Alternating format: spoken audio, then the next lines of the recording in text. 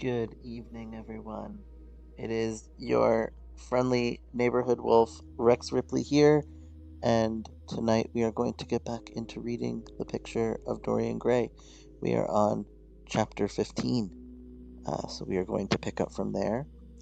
Tonight we have our friend Sharky.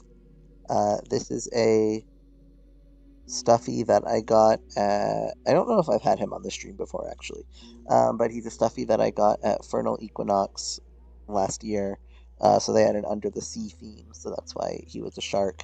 Um, and they were throwing them into the crowd at the Dead Dog Dance at the end of the con, and I managed to catch one to be able to take him home as a little bit of a memory from Fernal Equinox, which was actually my first Fernal Equinox, and this year will be my second one. So if you do happen to be going to Fernal Equinox, perhaps I will catch you there.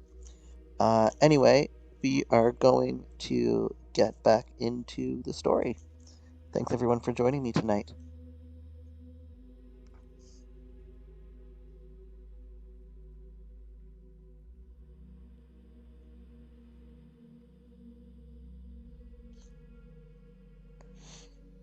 Chapter 15. That evening, at 8:30, exquisitely dressed and wearing a large buttonhole of Parma violets, Dorian Gray was ushered into Lady Narborough's drawing room by bowing servants. His forehead was throbbing with maddened nerves, and he felt wildly excited. But his manner as he bent over his hostess's hand was as easy and graceful as ever. Perhaps one never seems so much at one's ease as when one has to play a part. Certainly, no one looking at Dorian Gray that night could have believed that he had passed through a tragedy as horrible as any tragedy of our age. Those finely shaped fingers could never have clutched a knife for sin, nor those smiling lips have cried out on God and goodness. He himself could not help wondering at the calm of his demeanor, and for a moment felt keenly the terrible pleasure of a double life. It was a small party, got up rather in a hurry by Lady Narborough, who was a very clever woman, with what Lord Henry used to describe as the remains of really remarkable ugliness. She had proved an excellent wife to one of the most tedious ambassadors, and having buried her husband properly in a marble mausoleum, which she had herself designed, and married off her daughters to some rich, rather elderly men, she devoted herself now to the pleasures of French fiction, French cookery, and French esprit, when she could get it. Dorian was one of her especial favorites, and she always told him that she was extremely glad she had not met him early in life. "I know, my dear, I should have fallen madly in love with you," she used to say, "and thrown my bonnet right over the mills for your sake. It is most fortunate that you were not thought of at the time. As it was, our bonnets were so unbecoming, and the mills were so occupied in trying to raise the wind, that I never had even a flirtation with anybody. However, that was all Narborough's fault. He was dreadfully short-sighted, and there is no pleasure in taking in a husband who never sees anything." Her guests this evening were rather tedious.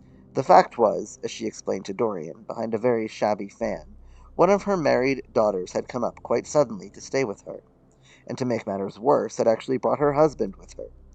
"I think it is the most unkind of her, my dear," she whispered. "Of course I go and stay with them every summer after I come from Homburg, but then an old woman like me must have fresh air sometimes, and besides, I really wake them up. You don't know what an existence they lead down there. It is pure unadulterated country life. They get up early because they have so much to do, and go to bed early because they have so little to think about. There has not been a scandal in the neighborhood since the time of Queen Elizabeth, and consequently they all fall asleep after dinner. You shan't sit next to either of them. You shall sit by me, and amuse me." Dorian murmured a graceful compliment and looked round the room. Yes, it was certainly a tedious party. Two of the people he had never seen before, and the others consisted of Ernest Harrowden, one of those middle-aged mediocrities so common in London clubs who have no enemies, but are thoroughly disliked by their friends; Lady Ruxton, an overdressed woman of 47 with a hooked nose, who was always trying to get herself compromised, but was so peculiarly plain that to her great disappointment no one would ever believe anything against her; Mrs. Airline, a pushing nobody with a delightful lisp and Venetian red hair; Lady Alice Chapman, his hostess's daughter, a dowdy, dull girl with one of those characteristic British faces that once seen are never remembered, and her husband, a red-cheeked, white-whiskered creature who, like so many of his class, was under the impression that inordinate joviality can atone for an entire lack of ideas. He was rather sorry he had come, till Lady Narborough, looking at the great ormolu gilt clock that sprawled in gaudy curves on the mauve-draped mantel-shelf, exclaimed, How horrid of Henry Wotton to be so late! I sent him round this morning on chance, and he promised faithfully not to disappoint me." It was some consolation that Harry was to be there, and when the door opened and he heard his slow musical voice lending charm to some insincere apology, he ceased to feel bored. But at dinner he could not eat anything. Plate after plate went away untasted.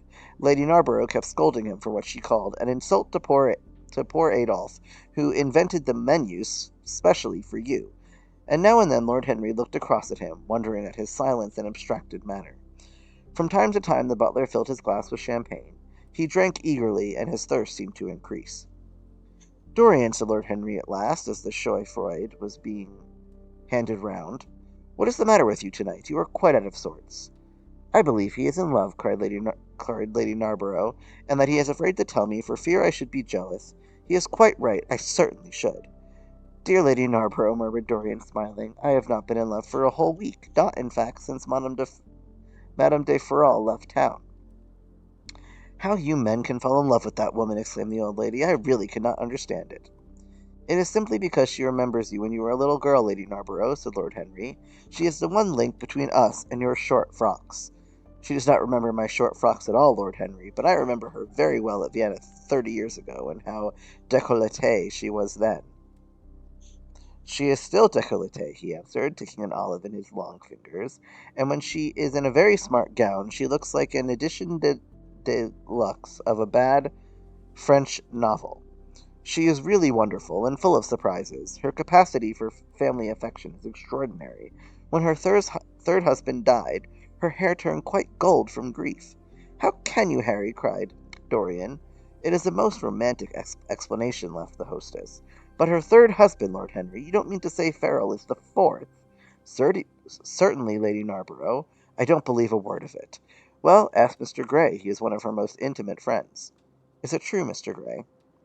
"She assures me so, Lady Narborough," said Dorian. "I asked her whether, like Marguerite de Navarre, she had their hearts embalmed and hung at her girdle.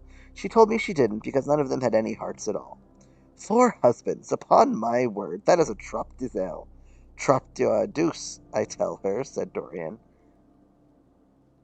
"I really do apologize for the French." "Oh, she is audacious enough for anything, my dear. And what is Farrell like? I don't know him." "The husbands of very beautiful women belong to the criminal classes," said Lord Henry, sipping his wine. Lady Narborough hit him with her fan. "Lord Henry, I am not at all surprised that the world says that you are extremely wicked." "But what world says that?" asked Lord Henry, elevating his eyebrows. "It can only be the next world. This world and I are on excellent terms." "Everybody I know says you are very wicked," cried the old lady, shaking her head. Lord Henry looked serious for some moments. "It is perfectly monstrous," he said at last, "the way people go about nowadays saying things against one behind one's back that are absolutely and entirely true." "Isn't he incorrigible?" cried Dorian, leaning forward in his chair. "I hope so," said his hostess, laughing. "But really, if you all worship Madame de Ferrol in this ridiculous way, I shall have to marry again so as to be in the fashion." "You will never marry again, Lady Narborough," broke in Lord Henry. "You were far too happy. When a woman marries again, it is because she detested her first husband. When a man marries again, it is because he adored his first wife. Women try their luck, men risk theirs." "Narborough wasn't perfect," cried the old lady. "If he had been, you would not have loved him, my dear lady," was the rejoinder. "Women love us for our defects. If we have enough of them, they will forgive us everything, even our intellects. You will never ask me to dinner again after saying this, I am afraid, Lady Narborough, but it is quite true." "Of course it is true, Lord Henry. If we women did not love you for your defects, where would you all be? Not one of you would ever be married. You would be a set of unfortunate bachelors. Not, however, that would alter you much. Nowadays, all the married men live like bachelors, and all the bachelors live..." and all the bachelors like married men. Fin de siècle, murmured Lord Henry. Fin de globe, answered his hostess. I wish it were fin de globe, said Dorian with a sigh. Life is a great disappointment. Ah, my dear, cried Lady Narborough, putting on her gloves, don't tell me that you have exhausted life. When a man says that one when a man says that one knows that life has exhausted him. Lord Henry is very wicked, and I sometimes wish that I had been. But you are made to be good. You look so good. I must find you a nice wife. Lord Henry, don't you think Mr. Grey should get married? I am always telling him so, Lady Narborough, said Lord Henry with a bow. Well, we must look out for a suitable match for him. I shall go through Debray carefully tonight and draw out a list of all the eligible young ladies. With their ages, Lady Narborough asked Dorian. Of course with their ages, slightly edited, but nothing must be done in a hurry. I want it to be what the Morning Post calls a suitable alliance, and I want you both to be happy. What nonsense people talk about happy marriages, exclaimed Lord Henry. A man can be happy with any woman, as long as he does not love her. Ah, what a cynic you are, cried the old lady, pushing back her chair and nodding to Lady Ruxton. You must come and dine with me soon again. You are really an admirable tonic, much better than what Sir Andrew prescribes for me. You must tell me what people you would like to meet, though. I want it to be a delightful gathering. I like men who have a future and women who have a past, he answered. Or do you think that would make a petticoat party? I fear so, she said, laughing as she stood up. 1,000 pardons, my dear Lady Ruxton, she added. I didn't see you hadn't finished your cigarette. Never mind, Lady Narborough. I smoke a great deal too much. I am going to limit myself for the future. Pray don't, Lady Ruxton, said Lord Henry.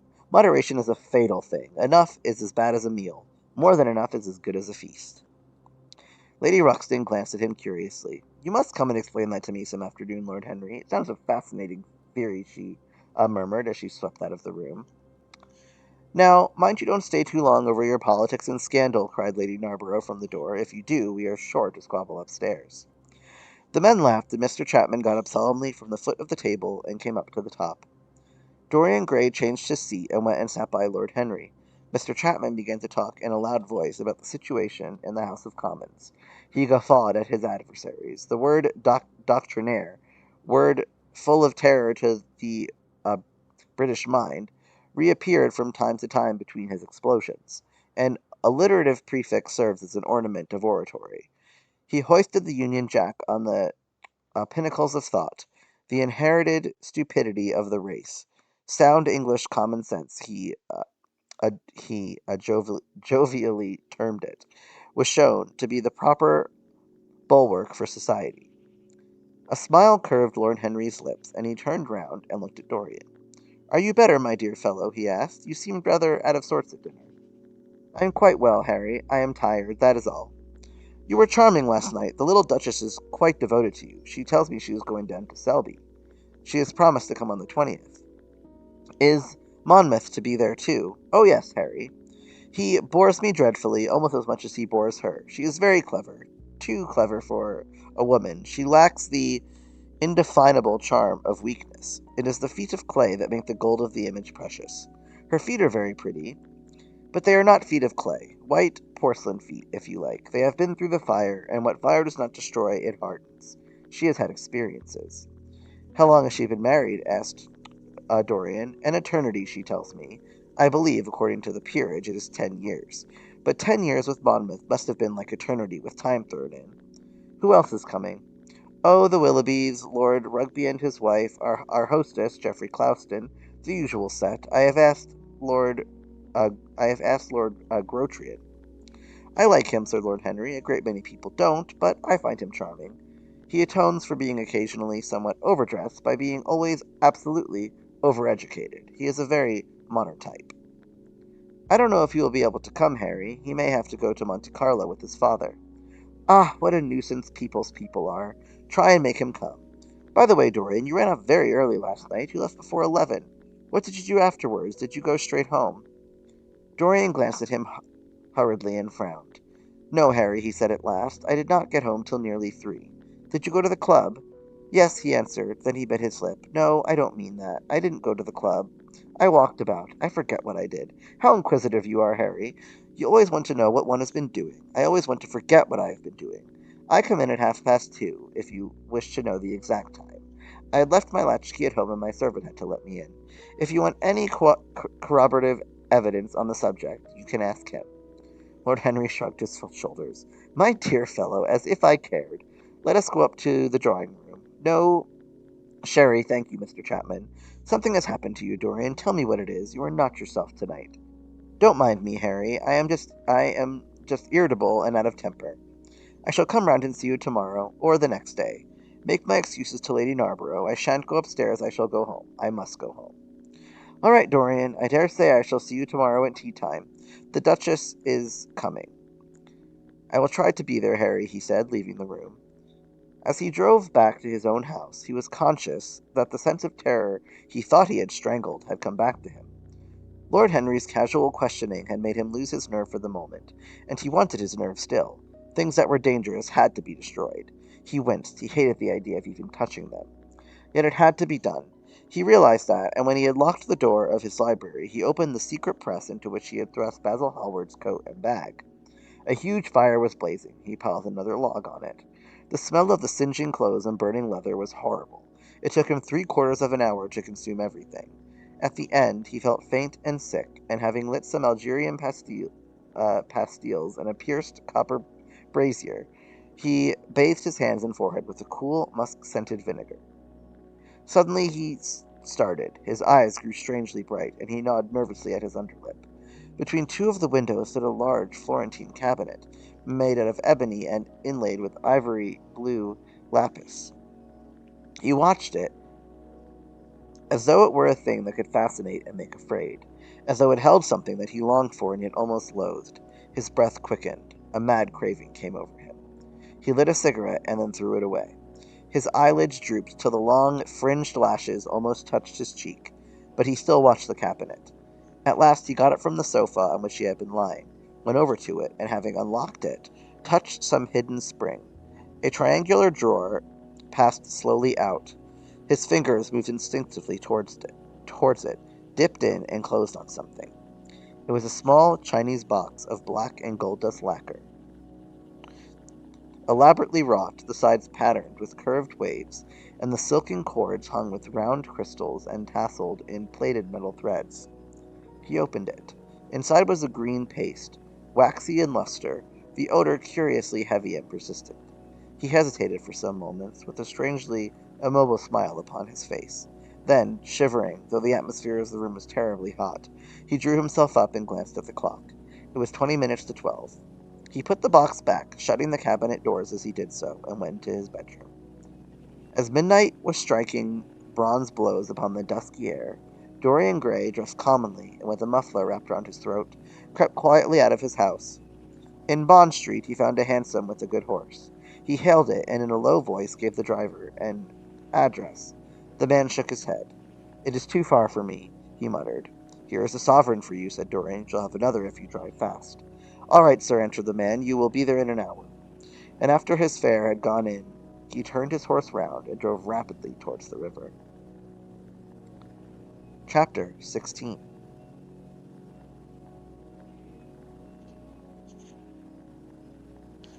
A cold rain began to fall, and the blurred street lamps looked ghastly in the dripping mist. The, the public houses were just closing, and dim men and women were clustering in broken groups round their doors. From some of the bars came the sound of horrible laughter. In others, drunkards brawled and screamed. Lying back in the hansom with his hat pulled over his forehead, Dorian Gray watched with listless eyes the sordid shame of the great city. And now and then he repeated to himself the words that Lord Henry had said to him on the first day they had met: to cure the soul by means of the senses, and the senses by means of the soul. Yes, that was the secret. He had often tried it, and would try it again now. There were opium dens where one could buy oblivion, dens of horror where the memory of old sins could be destroyed by the madness of sins that were new. The moon hung low in the sky like a yellow skull. From time to time, a huge misshapen cloud stretched a long arm across and hid it. The gas lamps grew fewer, and the streets more narrow and gloomy. Once the man lost his way and had to drive back half a mile. A steam rose from the horse as it splashed up the puddles. The side windows of the hansom were clogged with a gray flannel mist. To cure the soul by means of the senses by means of the soul. How the words rang in his ears! His soul certainly was sick to death. Was it true that the senses could cure it? Innocent blood had been spilled. What could atone for that? Ah, for that there was no atonement. But though forgiveness was impossible, forgetfulness was possible still, and he was determined to forget, to stamp the thing out, to crush it as one would crush the adder that had stung one. Indeed, what right had Basil to have spoken to him as he had done? Who had made him a judge over others? He had said things that were dreadful, horrible, not to be endured. On plodded the hansom, going slower, it seemed to him, at each step. He thrust up the trap and called to the man to drive faster. The hideous hunger for opium began to gnaw at him. His throat burned and his delicate hands twitched nervously together. He struck at the horse madly with his stick. The driver laughed and whipped up. He laughed in answer, and the man was silent.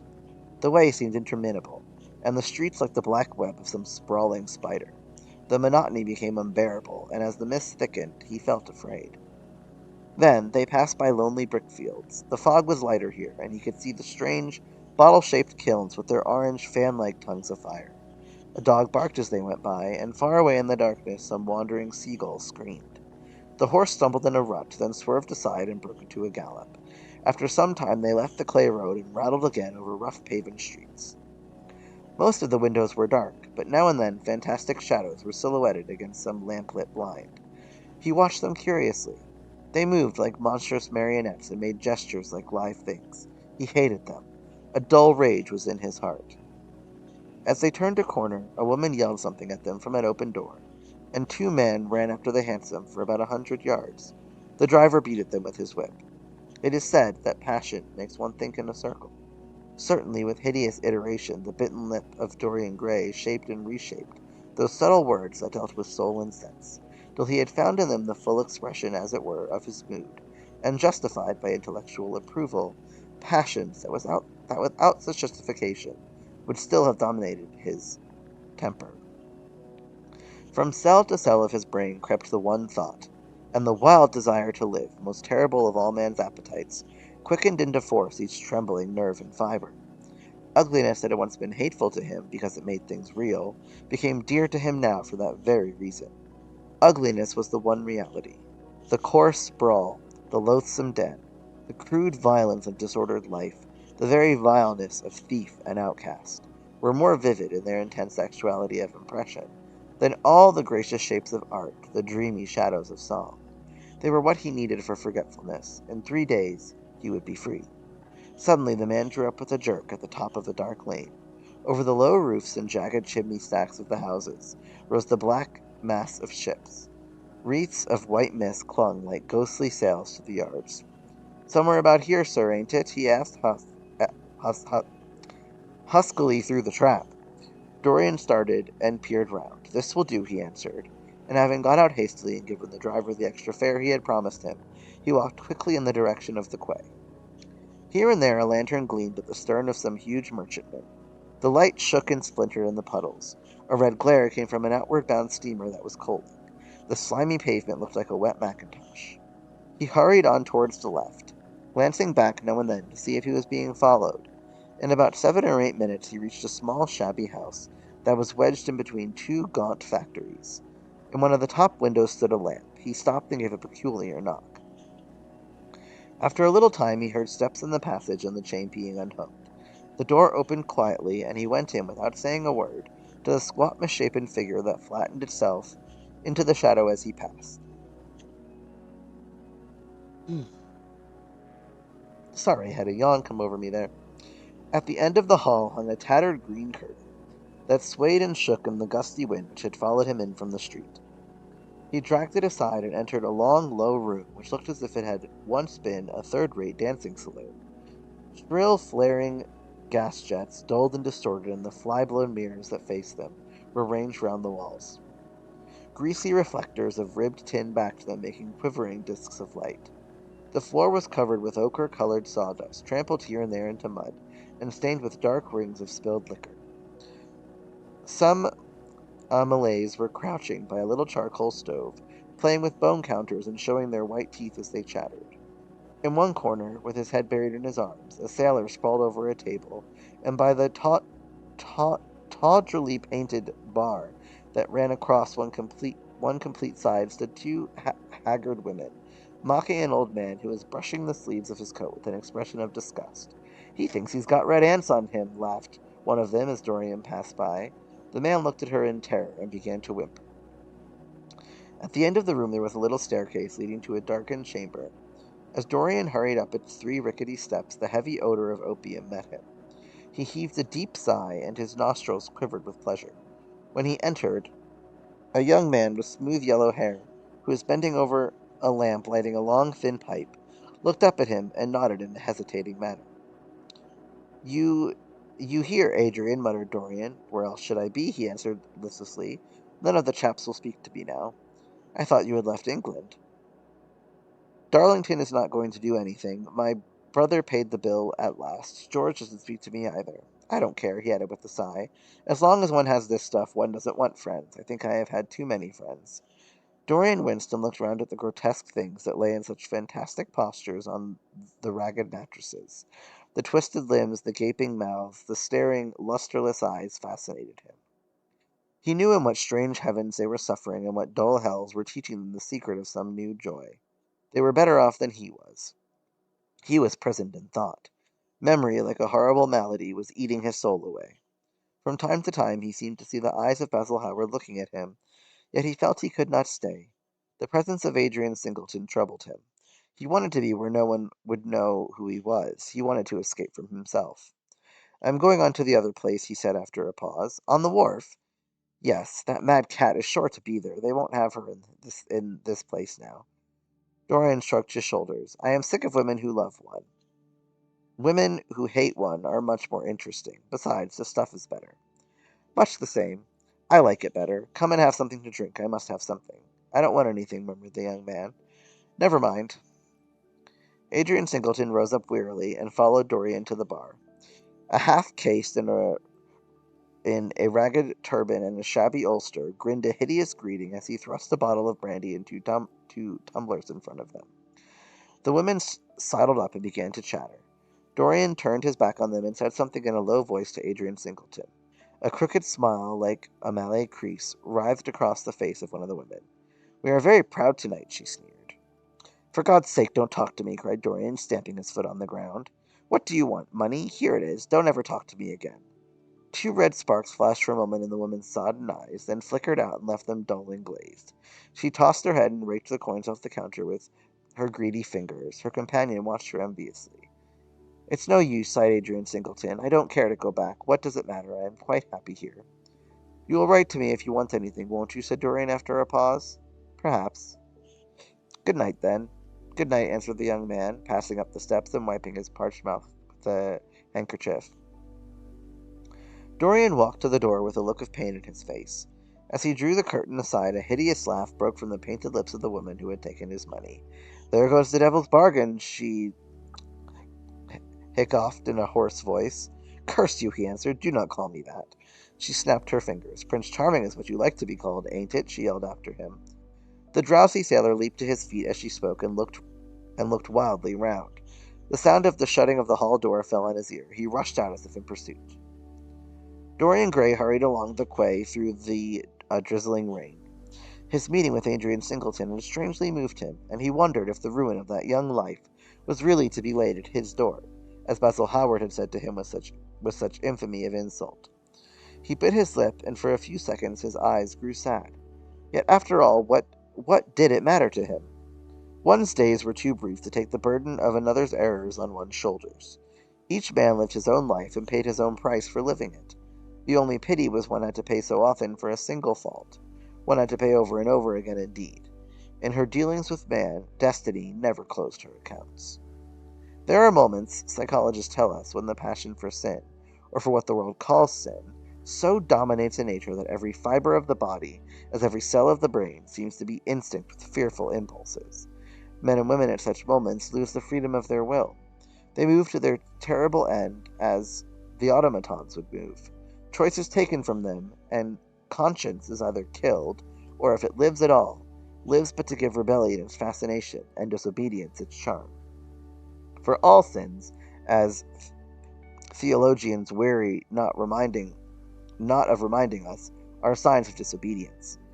When that high spirit, that morning star of evil, fell from heaven, it was as a rebel that he fell. Callous, concentrated on evil, with stained mind and soul hungry for rebellion, Dorian Gray hastened on, quickening his step as he went.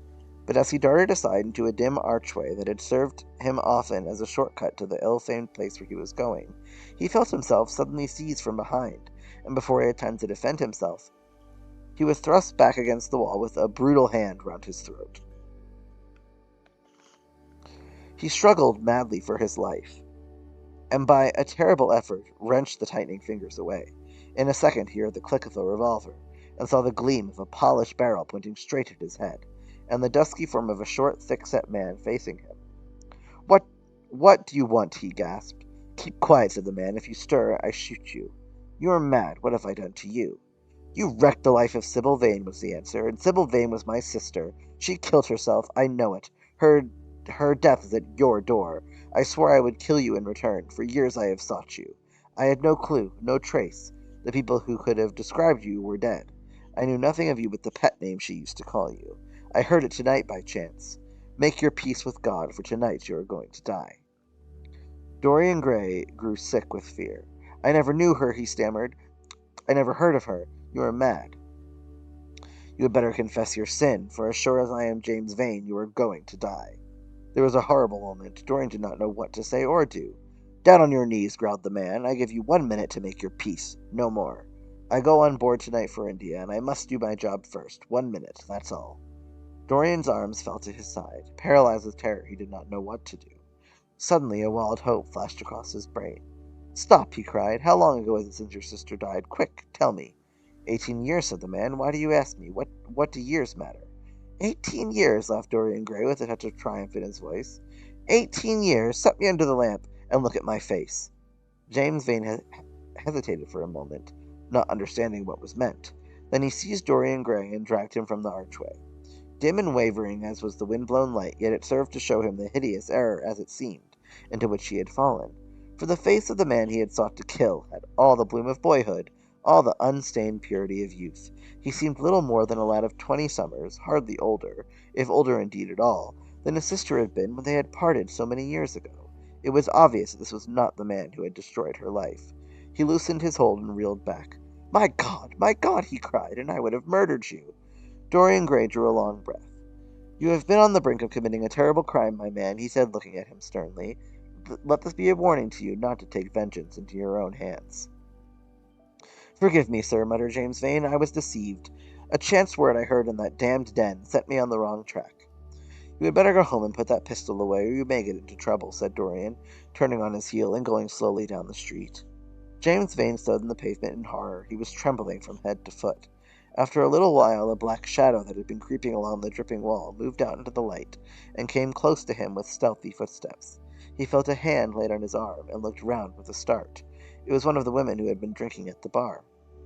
"Why didn't you kill him?" she hissed out, putting Haggard's face quite close to his.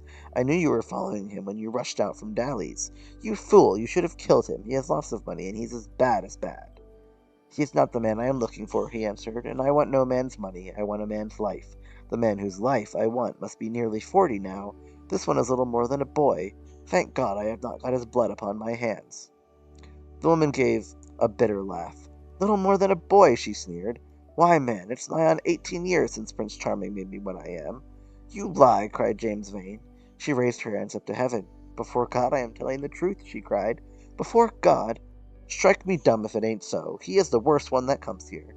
They say he has sold himself to the devil for a pretty face. It's nigh on 18 years since I met him.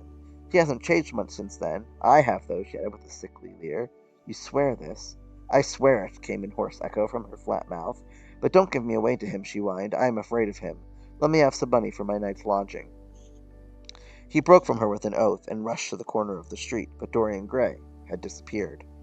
When he looked back, the woman had vanished also. Chapter 17. A week later, Dorian Gray was sitting in the conservatory at Selby Royal, talking to the pretty Duchess of Monmouth, who, with her husband, a jaded-looking man of 60, was among his guests. It was tea-time, and the mellow light of the huge lace-covered lamp that stood on the table lit up the delicate china, and hammered silver of the service, at which the Duchess was presiding. Her white hands were moving daintily among the cups, and her full red lips were smiling at something that Dorian had whispered to her. Lord Henry was lying back in a silk-draped wicker chair, looking at them. On a peach-colored divan sat Lady Narborough, pretending to listen to the Duke's description of the last Brazilian beetle that he had added to his collection. 3 young men in elaborate smoking suits were handing tea cakes to some of the women. The house party consisted of 12 people, and there were more expected to arrive on the next day. "What are you two talking about?" said Lord Henry, strolling over to the table and putting his cup down. "I hope Dorian has told you about my plan for rechristening everything, Gladys. It is a delightful idea." "But I don't want to be rechristened, Harry," rejoined the Duchess, looking up at him with her wonderful eyes. "I am quite satisfied with my own name, and I am sure Mr. Gray should be satisfied with his." "My dear Gladys, I would not alter either name for the world. They are both perfect. I was thinking chiefly of flowers. Yesterday I cut an orchid for my buttonhole. It was a marvelous spotted thing, as effective as the 7 deadly sins. In a thoughtless moment I asked one of the gardeners what it was called. He told me it was a fine specimen of Robinsoniana, or something dreadful of that kind. It is a sad truth that we have lost the faculty of giving lovely names to things. Names are everything. I, I never quarrel with actions. My one quarrel is with words. That is the reason I hate vulgar realism in literature. The man who could call a spade should be compelled to use one. It is the only thing he is fit for. "Then what should we call you, Harry?" she asked. "His name is Prince Paradox," said Dorian. "I recognize him in a flash," exclaimed the Duchess. "I won't hear of it," laughed Lord Henry, sinking into a chair. "From a label there is no escape. I refuse the title." "Royalties may not abdicate," fell as a warning from pretty lips. "You wish to defend my throne, then?" "Yes. I give the truce of tomorrow." "I prefer the mistakes of today," she answered. "You disarm me, Gladys," he cried, catching the wilfulness of her mood. "Of your shield, Harry, not of your spear." "I never tilt against beauty," he said, with a wave of his hand. "That is your error, Harry. Believe me, you value beauty far too much." "How can you say that? I admit that I think that it is better to be beautiful than to be good.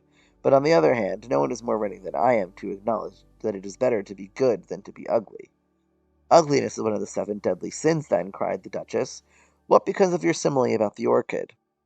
"Ugliness is one of the 7 deadly virtues, Gladys. You, as a good Tory, must not underrate them. Beer, the Bible, and the 7 deadly virtues have made our England what she is." "You don't like your country, then?" she asked. "I live in it. That you may censure it the better." "Would you have me take the verdict of Europe on it?" he inquired. "What do they say of us?" "That Tartuffe has emigrated to England and opened a shop. Is that yours, Harry? I give it to you. I could not use it. It is too true. You need not be afraid. Our countrymen never recognize a description. They are practical. They are more cunning than practical. When they make up their ledger, they balance stupidity by wealth and vice by hypocrisy. Still, we have done great things. Great things have been thrust on us, Gladys. We have carried their burden. Only as far as the stock exchange." She shook her head. "I believe in the race," she cried. "It represents the survival of the pushing. It has development. Decay fascinates me more." "What of art?" she asked. "It is a malady. Love? An illusion. Religion? The fashionable substitute for belief." "You are a skeptic." "Never. Skepticism is the beginning of faith." "What are you?" "To define is to limit." "Give me a clue." "Thread snap. You would lose your way in the labyrinth." You bewilder me. Let us talk of someone else." "Our host is a delightful topic. Years ago he was christened Prince Charming." "Ah, do not remind me of that," cried Dorian Gray. "Our host is rather horrid this evening," answered the Duchess, coloring. "I believe he thinks that Monmouth married me on purely scientific principles, as the best specimen he could find of a modern butterfly." "Well, I hope he won't stick pins into you, Duchess," laughed Dorian. "Oh, my maid does that already, Mr. Gray, when she is annoyed with me." "And what does she get annoyed with you about, Duchess?" "For the most trivial things, Mr. Gray, I assure you. Usually because I come in at 10 minutes to 9 and tell her that I must be dressed by 8:30. How unreasonable of her. You should give her warning." "I daren't, Mr. Gray. Why, she invents hats for me. You remember the one I wore at Lady Hilstone's garden party? You don't, but it is nice of you to pretend that you do. Well, she made it out of nothing. All good hats are made out of nothing. Like all good reputations, Gladys, interrupted Lord Henry. Every effect that one produces gives one an enemy. To be popular, one must be a mediocrity. Not with women, said the Duchess, shaking her head. And women rule the world. I assure you we cannot bear mediocrities. We women, as someone says, love with our ears, just as you men love with your eyes, if you ever love at all. It seems to me that we never do anything else, murmured Dorian. Ah, then you never really love Mr. Gray, answered the Duchess with mock sadness. My dear Gladys, cried Lord Henry, how can you say that? Romance lives by the repetition, and repetition converts an appetite into an art. Besides, each time that one loves is the only time one has ever loved. Differences, difference of object does not alter singleness of passion. It merely intensifies it. We can have in life but one great experience at best, and the secret of life is to reproduce that experience as often as possible. Even when one has been wounded by it, Harry, asked the Duchess after a pause. Especially when one has been wounded by it, answered Lord Henry. The Duchess turned and looked at Dorian Gray with a curious expression in her eyes. What do you say to that, Mr. Gray? She inquired. Dorian hesitated for a moment, then he threw his head back and laughed. I always agree with Harry, Duchess, even when he is wrong. Harry is never wrong, Duchess. And does his philosophy make you happy? I have never searched for happiness. Who wants happiness? I have searched for pleasure, and found it, Mr. Gray. Often, too often. The Duchess sighed. I am searching for peace, she said, and if I don't go and dress, I shall have none this evening. Let me go get you some orchids, Duchess, cried Dorian, starting to his feet and walking down the conservatory. You are flirting disgracefully with him, said Lord Henry to his cousin. You had better take care. He is very fascinating. If he were not, there would be no battle. Greek meets Greek, then. I am on the side of the Trojans. They fought for a woman. They were defeated. There are worse things than capture, she answered. You gallop with a loose rein. Pace gives life, was the riposte. I shall write it in my diary tonight. What? That a burnt child loves the fire. I am not even singed. My wings are untouched. You use them for everything except flight. Courage has passed from men to women. It is a new experience for us. You have a rival. Who? He laughed. Lady Narborough, he whispered. She perfectly adores him. You fill me with apprehension. The appeal to antiquity is fatal to us who are romanticists. Romanticists, you have all the methods of science. Men have educated us, but not explained you. Describe us as a sex was her challenge. Sphinxes without secrets. She looked at him smiling. How long Mr. Gray is, she said. Let us go and help him. I have not yet told him the color of my frock. Ah, you must suit your frock to his flowers, Gladys. That would be a premature surrender. Romantic art begins with its climax. I must keep an opportunity for retreat. In the Parthian matter, they found safety in the desert. I could not do that. Women are not always allowed a choice, he answered, but hardly had he finished the sentence before, from the far end of the conservatory came a stifled groan, followed by the dull sound of a heavy fall. Everybody started up. The Duchess stood motionless in horror, and with fear in his eyes, Lord Henry rushed through the flapping palms to find Dorian Gray lying face downwards on the tiled floor in a death-like swoon. He was carried at once into the blue drawing-room and laid upon one of the sofas. After a short time he came to himself and looked round with a dazed expression. What has happened? He asked. Oh, I can remember. Am I safe here, Harry? He began to tremble.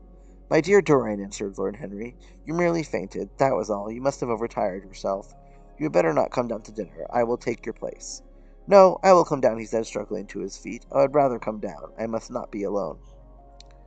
He went to his room and dressed. There was a wild recklessness of gaiety in his manner as he sat at table, but now and then a thrill of terror ran through him when he remembered that, pressed against the window of the conservatory, like a white handkerchief, he had seen the face of James Vane, watching him. I might cut this one a bit short tonight, because I think there's only 20 chapters, and I don't want to leave us only one chapter for next week.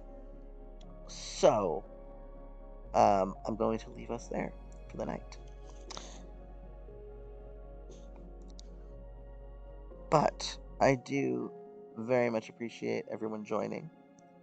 I will be back tomorrow night to keep working on the Mass Effect puzzle. And then I will be back on Saturday for some more Dragon Age, the Veilguard. And then I will post my schedule for the following week on Sunday. But for now, good night, everyone. I hope you enjoyed Puppy Story Time.